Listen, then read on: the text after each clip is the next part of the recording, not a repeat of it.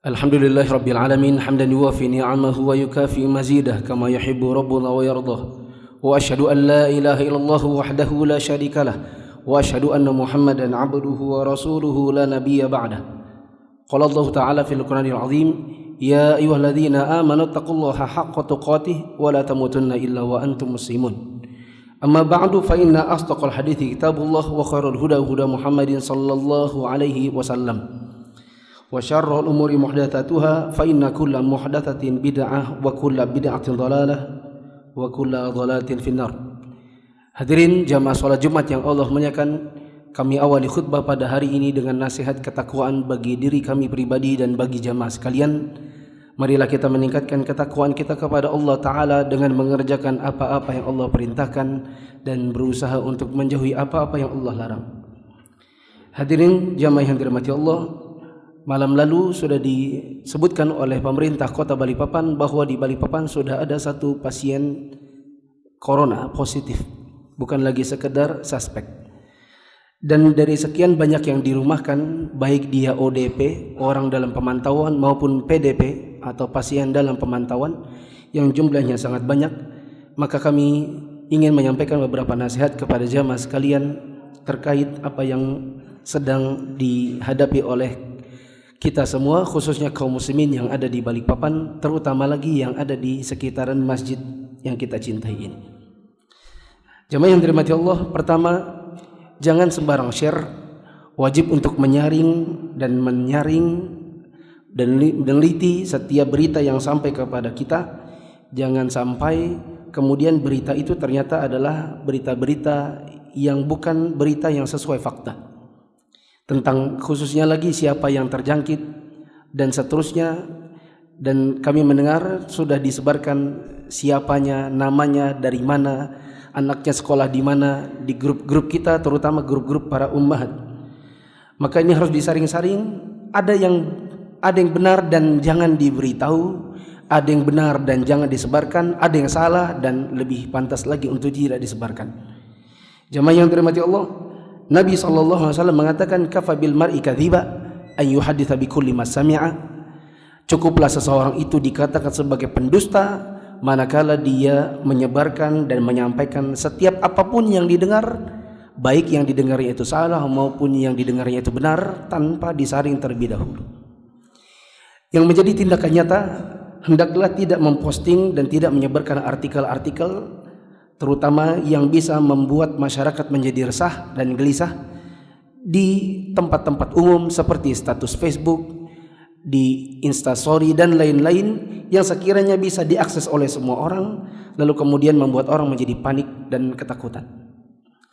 Yang kedua, tidak boleh menyebarkan hoax terkait corona, dan ini berlaku untuk siapapun termasuk untuk para ustadznya, baik untuk pemerintah, aparat, masyarakat biasa maupun yang menjadi dai.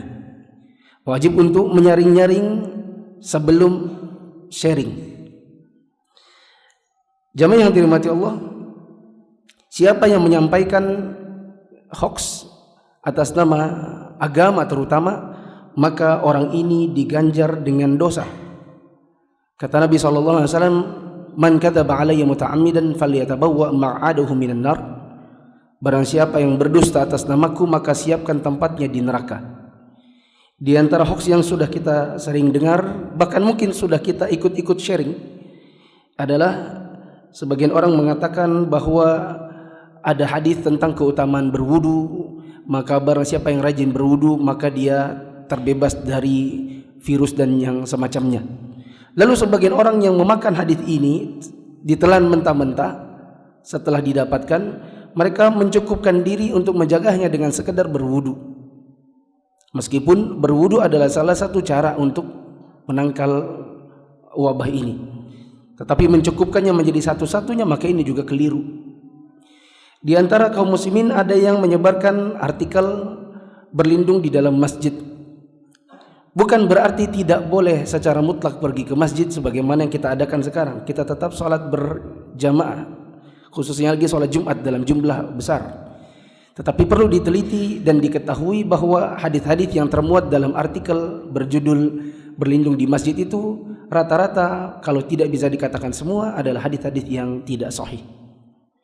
Maka apabila ada yang mau menerapkan fatwa dari ulama Arab Saudi, fatwa MUI atau fatwa sebagian ustadz yang mengajak untuk tetap tinggal di dalam rumah, maka tidak boleh dicela.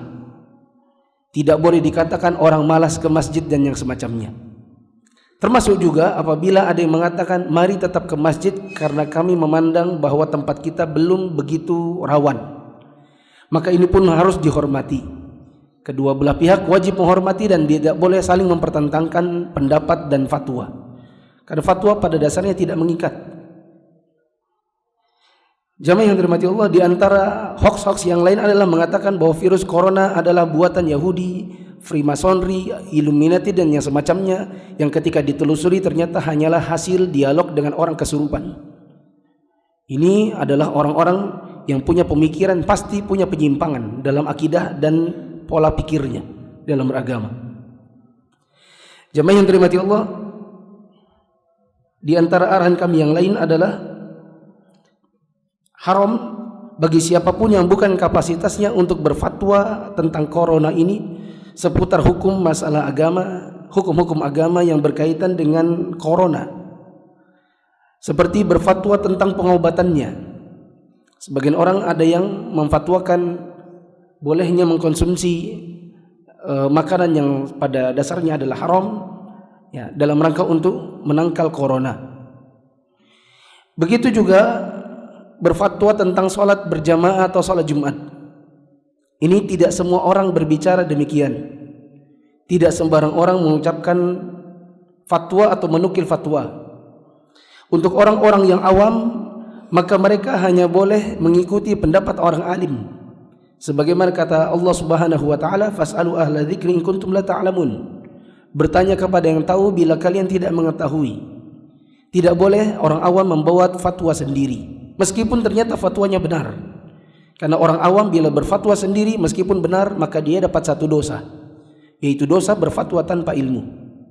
Berbeda dengan ahli ilmu, manakala dia berfatwa ternyata fatwanya salah, maka dia dapat satu pahala, yaitu berijtihad dengan ilmunya.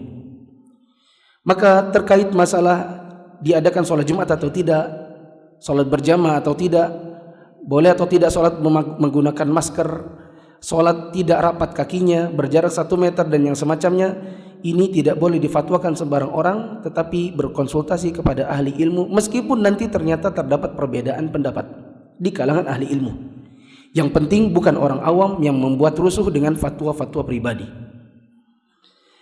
Jamaah yang dirahmati Allah, untuk orang yang belum mengetahui tentang hukum, maka wajib baginya diam dan berkata saya belum tahu, lalu bertanya kepada ahli ilmu di tempatnya.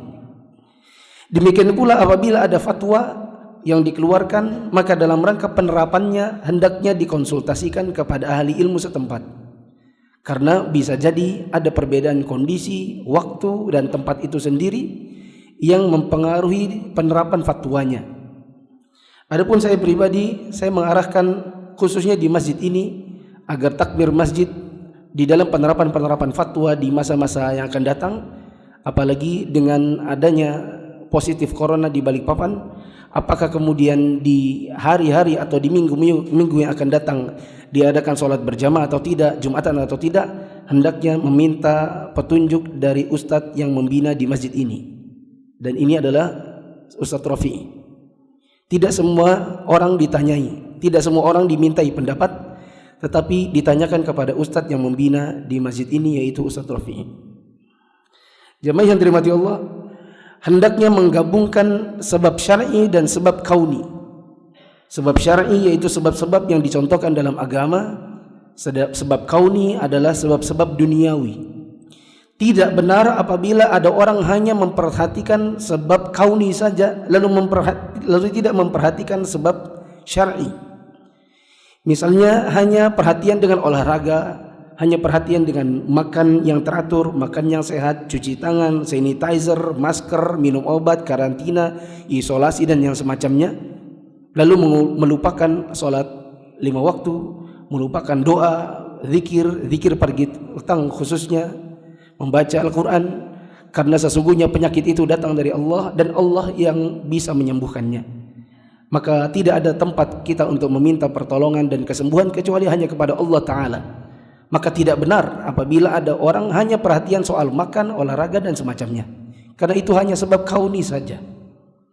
Dan tidak benar juga apabila ada orang hanya memperhatikan sebab syar'i lalu melupakan sebab-sebab kauni.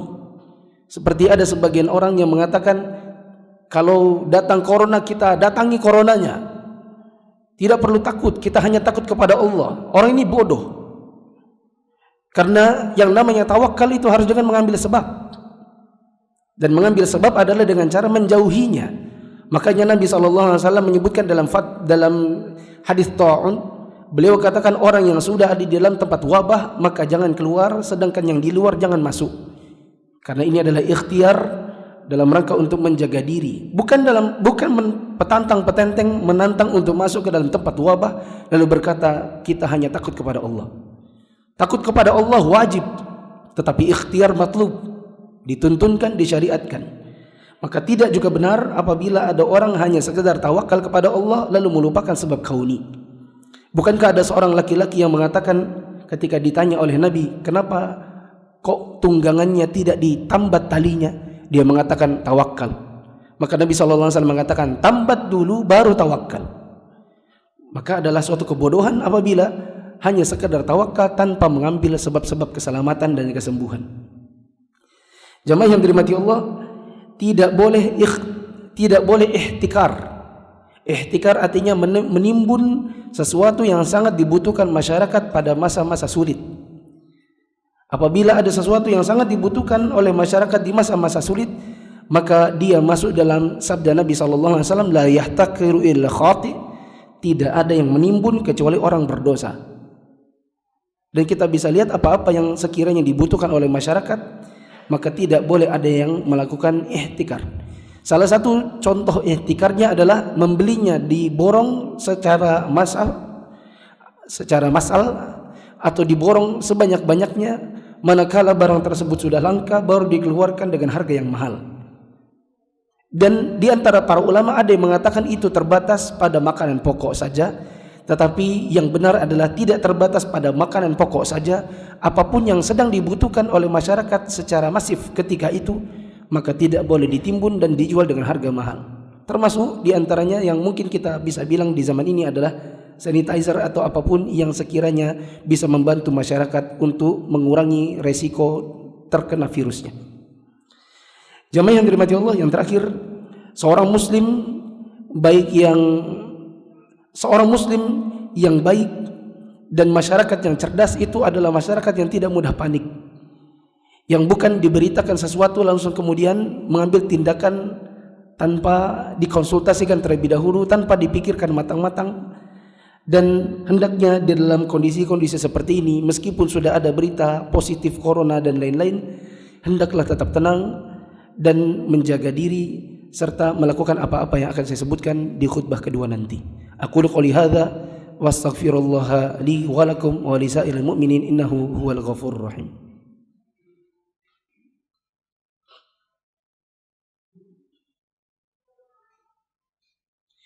Alhamdulillah wa kafa wa salatu wassalamu ala rasulillahil mustafa wa ala alihi wa ashabihi wa man tabi'ahum bi ihsan ila yaumiddin.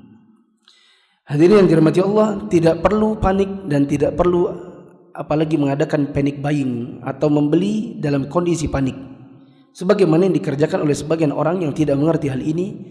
Lantas mereka berebutan di supermarket, menimbun satu sama yang lain, kemudian akhirnya diujungi dengan perkelahian. Di antara hal-hal yang bisa menenangkan diri kita, yang pertama, yang paling utama adalah sebab-sebab syar'i, yaitu melaksanakan sholat 5 waktu, berzikir dengan zikir-zikir yang disyariatkan seperti zikir pagi petang, begitu juga berdoa dengan doa perlindungan dan doa manakala sakit agar Allah berikan kesembuhan. Anda bisa akses atau mengetahui doa-doa ini, tidak mesti dihafal. Bila memang belum hafal, maka Anda bisa mencari di buku-buku zikir pagi atau zikir petang atau buku doa-doa selama doanya sahih. Ini adalah yang paling utama untuk mendatangkan ketenangan. Saya dapati berita tadi pagi di salah satu daerah di Bekasi, ada seorang bapak-bapak yang mengalami demam, batuk, pilek dan lain sebagainya. Lalu ada orang berkata kepadanya, jangan-jangan corona. Karena panik, dia langsung segera pergi ke rumah sakit. Dalam keadaan panik, naik tensinya, pecah pembuluh darahnya, lalu wafat. Lalu hasil tesnya ternyata mengatakan dia negatif. Ini adalah dampak buruk apabila seseorang menghadapi wabah seperti ini tidak dalam kondisi ketenangan. Sebagai contoh saja, yang juga bisa menenangkan adalah membaca-baca artikel dari para ustadz, atau membaca atau mendengarkan kajian-kajian yang sifatnya adalah memberikan motivasi kesabaran dan menjaga kesehatan, serta fatwa-fatwa yang mungkin sangat berguna dalam menghadapi wabah ini. Ketiga adalah yang bisa juga mendatangkan ketenangan, kita harus mengetahui bahwa di antara pasien corona yang sangat banyak jumlahnya, banyak yang sembuh. Tidak semua berujung kepada kematian. Bahkan data dunia yang saya baca tadi malam di salah satu situs statistik mengatakan bahwa rata-rata pasien yang meninggal karena corona hanyalah 3% dari total yang dinyatakan positif. Maka kita tidak perlu terlalu panik, tetapi perlu menjalankan langkah-langkah menuju kesembuhan. Tapi tidak juga meremehkan dengan mengatakan cuma 3%. Lalu kemudian secara membabi buta tidak menjaga diri hanya dengan berpedoman pada artikel-artikel tersebut. Di antara yang juga kita harus tahu bahwa di antara pasien yang terjangkiti corona itu kebanyakan yang meninggal bukanlah semata-mata karena coronanya, melainkan karena ada faktor sekunder.